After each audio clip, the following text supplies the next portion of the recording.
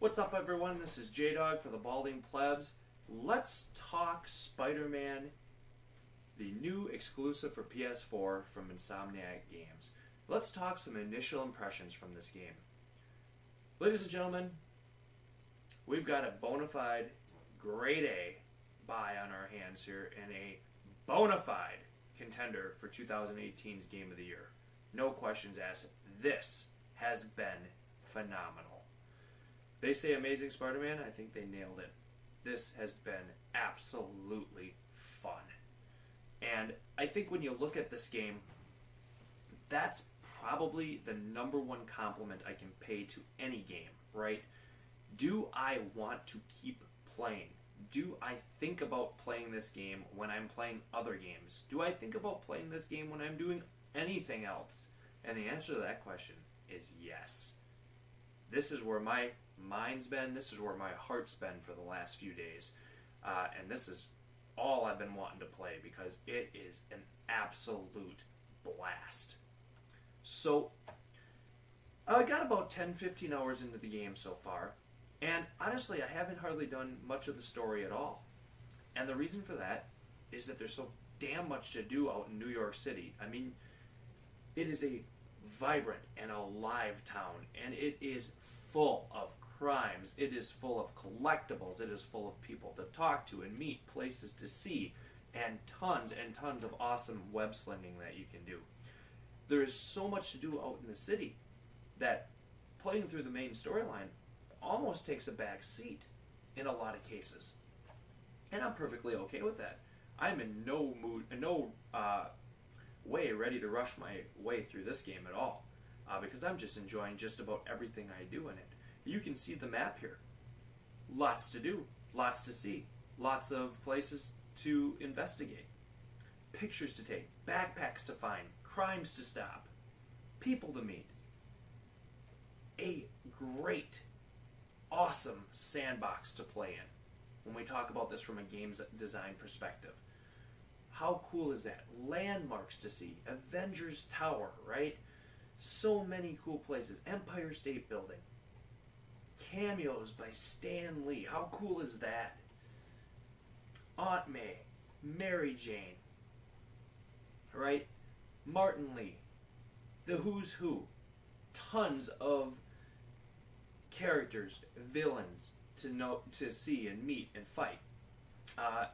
A awesome interwoven story of Peter Parker, right, and his travails and trials of trying to live this double life of being Peter and being Spider-Man. And of course, I do have a special spot in my heart for the Peter Parker-Mary Jane relationship because, yeah, that's pretty apropos for, well, my own life. So it's certainly a very relatable story that they're telling here, and so it's really easy to be interested in it and really easy to be, engaged in it. So let's talk, about some of the positives a little more in depth here. If you haven't day one this game, if you haven't bought it yet, and you're thinking you're on the fence, there's been a lot of nonsense flying around the internet here, graphical downgrades and all this nonsense, all this stuff. Look, guys, the game looks awesome. It plays awesome. You're not going to be sitting around comparing still screenshots in this game. It's so fluid and fast-paced that you're just going to be kicking ass and taking names. So you can see the gameplay here. I mean, the look of it is phenomenal. And it's smooth, and it's crisp, and I think that's probably the number one thing about this game that makes it so fun to play. The traversal, the movement, the swiftness, the responsiveness of it is spectacular.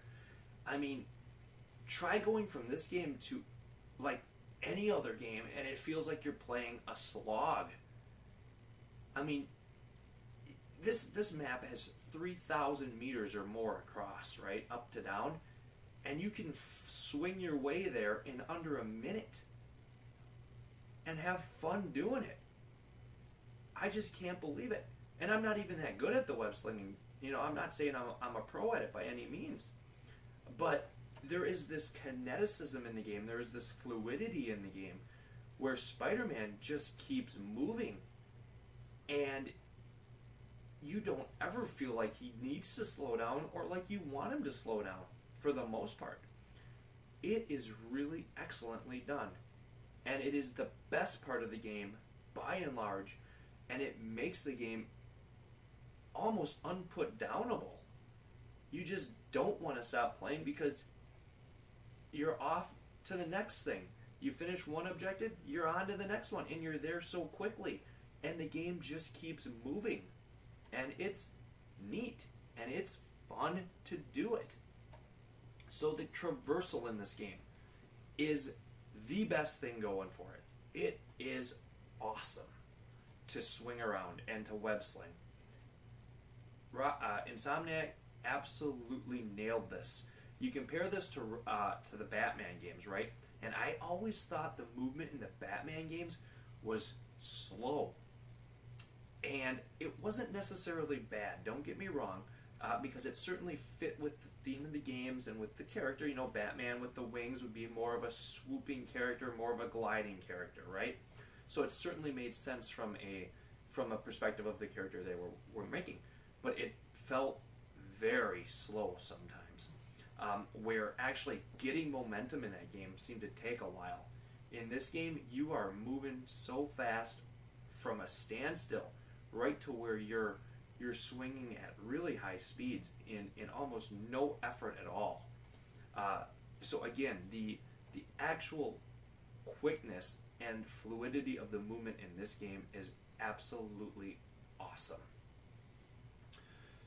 I already mentioned earlier how many great characters I thought there were, and again, I'm not really far into the storyline yet, so I haven't met hardly any of the villains.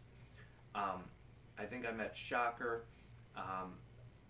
We see a lot of the NPCs that fill out some of the story. I mentioned the Stan Lee cameo, which I thought was really awesome. I had a little bit of a fanboy moment there when that happened. I was like, holy shit, I can't believe that. So that was really cool to have that. And of course, I think Mary Jane is very well done in this. And I think her and Peter's relationship and the way that is presented is very relatable. I really like that part of the Peter Parker storyline in this. You've got Captain Watanabe, you've got Martin Lee, and you've got Aunt May, of course. So you really have quite a bit of the Spider-Man lore and the Spider-Man history here that's being explored. And I really like that. The characters are well done. They're well voiced. You got Dr. Octavius. You've got Osborn. You've even got Harry Osborn communicating with via texts and different things. You also have the guy doing the hate speech over the air, so to speak, the commentator, and his name escapes me right now, but doing his anti-Spider-Man stuff, which is really awesome as well.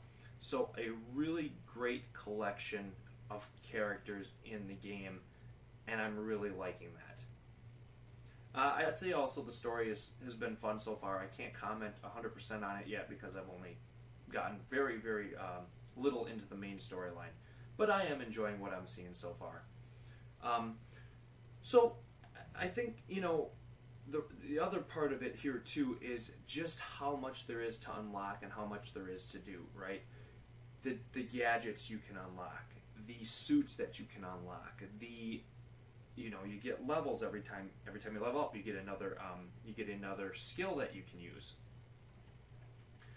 And this just always makes it feel like you're accomplishing something. You guys know I'm a huge fan of that. For those of you that have been on this channel for a long period of time, you know that I am a big fan of games that reward your time and that reward your efforts. And it just always feels like you're either upgrading a gadget, getting a new gadget, getting a new suit, unlocking something, finding a backpack. There never is a lull in things that you can be doing in this game. So, yes, you can just spend 10 minutes flipping around New York City if you want, which is great. Don't get me wrong, I've done it. And it's very zen and very fun. But when you're ready to go and do something, there's a lot of options. And I really like that. I like games that say, hey, if you want to just step in here and play for 20 or 30 minutes, you can do that and still feel like you've accomplished something. So I really, really like that about this game. So let's talk about the combat in this game a bit. It definitely has a learning curve. The more I play, the better I get at it. But the learning curve comes in, I think, reading a lot of this kind of the the pre-release stuff and listen to everybody talk about how it's like the Batman games. And in a lot of cases, the actual systems in place are relatively similar, but the pacing in the combat is much different. And this is important to understand because Spider-Man is not going to just dodge and block like the Batman character or the guy in Shadow of War when you're playing the Shadow of Mordor games. Those systems were really more attack and block, more melee based. This, you fight so many enemies with different weapons and ranged weapons that just hitting the block button doesn't really do anything, or the dodge button in this case doesn't really do a lot. You need to be more active in your dodging and more active in your positioning of Spider-Man, and using the air and the attacks that way to your advantage. And that's probably the thing that I had to learn, right? And the more I've learned that, the better I've gotten at the combat. But until I've been able to learn that, I died quite a bit early on in this. And the reason for that was simply thinking that I could use the dodge button to magically avoid everything, like it seemed that you could do in the Batman Arkham games. This definitely requires a little bit more activeness when you play. Not a bad thing by any means, and very, very fun and very fluid and very quick. It's a lot quicker paced than the combat in those games, and it has more space to it than the combat in those games. So those are all things that are not necessarily negatives, but they're just different. And so I think it is a bit of a disservice to be saying that the combat is, very Arkham Asylum or very Arkham City. It uses the same attack and dodge systems for the most part, and knowing when to do them, but the pacing of it is definitely different. But certainly serviceable. And as I said, the more you play it, the better you're going to get at it. And as you level up, as you get more gadgets, as you unlock more moves, you start to really, really feel powerful. And at the end of the day, that's really what matters here. Do you feel like a superhero when you play this? And the answer is a resounding yes. You feel like Spider-Man. You feel like you can go up on a rooftop, have 10 guys up there with bats and guns, and you can kick their ass and, move on to the next rooftop without breaking a sweat. And that is what you should be looking for if you're buying this game. I mean, that's the superhero fantasy. And Insomniac really has done a great job with that so far. The moment-to-moment combat in this game and the ability to go and fight and take out these groups of thugs and, save inhabitants of New York is definitely one of the better parts of it. It's a part I'm really, really enjoying. You look at the animations in the combat and the fluidity and the snappiness that Spider-Man just has, right? It just looks natural. It looks like something you would see in a Marvel movie. And that's why I love it. You go on and on about the good music and the great graphics and the fun combat. But at the end of the day, what really matters is this game is just fun. It's a joy to play. It's enjoyable. It's, you really feel like, yeah, I feel like being a superhero for a couple hours. Well, I know what my game of choice is when you say, hey, I just want to I just want to save the world for a few hours. Well, let me go put in Spider-Man in my PS4, because that's the game that's going to accomplish that for me more than any other that's available right now. So Insomniac has really done an excellent job here. And I've been critical of some of their other games in the past. I'm no Insomniac fanboy by any means. I thought Sunset Overdrive was a disappointment. I know a lot of people like that game, but I was a detractor there. But this is by far their best game ever. It is excellent in every way. You know, when I do these initial impressions videos, I always try to think of some negatives that I can say in case you want to hear the other side of it. And I really had to think here because I really struggled to find something that I thought was significantly negative in this game. And I guess if I think about my playtime so far, I guess there are a few segments that I've run into where stealth is mandated. And they feel a little forced, right? They feel a little odd. Maybe that would be something where I'm not a big fan of developers forcing a certain play style or forcing a certain way. And most of the other game is so freeform, it just feels very out of place to have forced stealth segments in a game that basically lets you play any other way you want any other time. So that would be something that just feels off to me. And I kind of wish, I understand why they did it from a storyline perspective, but I wish there would have been a different way, if that makes sense. And I guess because of the way the movement is so fluid and fast, actually getting Spider-Man to stop and stay perched on like a ledge is a little more difficult than I wish it was. I wish there was, an easier way to say, hey, I want to go up to the top of this overlook and just get him to stop. I find myself overrunning those overlooks often, or when we're web slinging, I find myself overshooting them quite often. So I think it could just be, me not understanding, some of the finer points of the movement. But I certainly wished that would be a little bit easier to control, especially when I'm doing some of the takedowns where I want my character to be in a certain position at a certain time.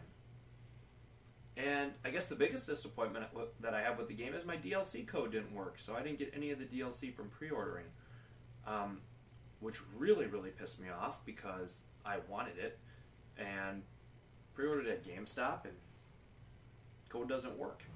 Tried it every day for the last 5 days, so yeah, I'm not sure if that's ever going to get resolved, but I might try contacting Sony or Insomniac.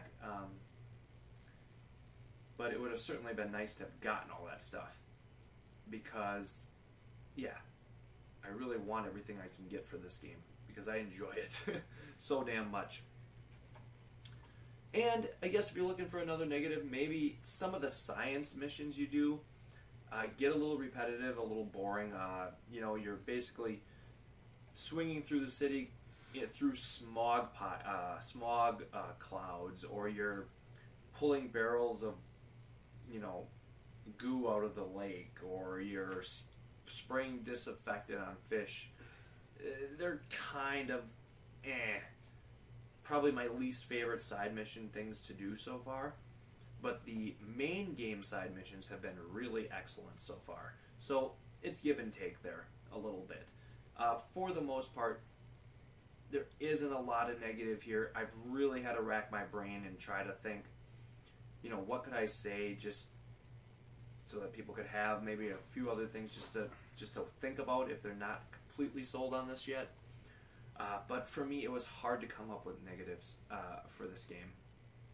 Really, really positive experience so far.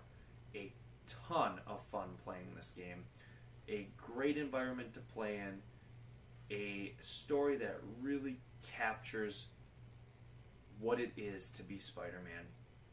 And I think more than anything, that's what I was looking for in this game, and that's what they delivered. So if you're asking me, get out there, buy this game. It is worth the money. It is a $60 price, and it is worth it. Remember, price is what you pay. Value is what you get. We say that in a lot of our videos. And the value here is excellent. You're getting a fun game that you're going to enjoy and that you're going to get a ton of playtime out of. And it's worth the money. So I hope these initial impressions have helped you make a decision on this game if you haven't already bought it. It is a bona fide grade A buy from us and a absolute Game of the Year contender. We are loving our time with Spider-Man so far, and we highly recommend it. I want to thank you all for watching. This has been Jdog with the Balding Plebs on YouTube. And get out there and get Spider-Man for PlayStation 4. It's awesome. GG, you plebs.